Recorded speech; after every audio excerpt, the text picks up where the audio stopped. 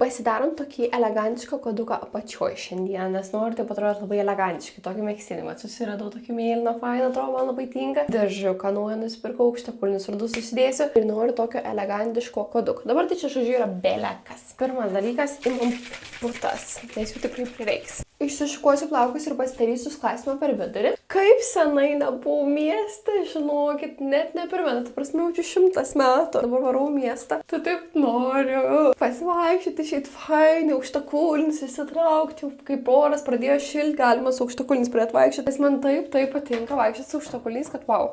Dabar reikia realiai per visą galvą putų. Tai gal aš pilsiu ant delno ir tiesiog skirsiu, kur jų reikia. Pasiėmiau šukytes, kad geriau šukuotųsi ir toks tikrai tvarkingas gautųsi slikbekas. Siemu plaukus ten, kur aš noriu to slikbeko. Pašukuoju dar galą šiek tiek. Perinu viską dar su slikbeku šepečiu. Ir išim. Gal nepersigalvau? Ei, o jeigu aš tai palikčiau? Nes koduką aš galiu pasidaryti, bet gal kodukas būtų too much. Nu, jeigu toj koduką pasidaryčiau. Arba galiu tiesiog palikti kasą. Kase galbūt tai biški žaismingiau atrodo.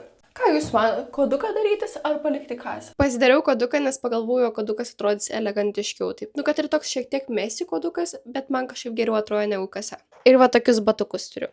Ir va visas outfitukas. Džinsiukai, megztukas ir kodukas. Fainas, elegantiškas stiliukas.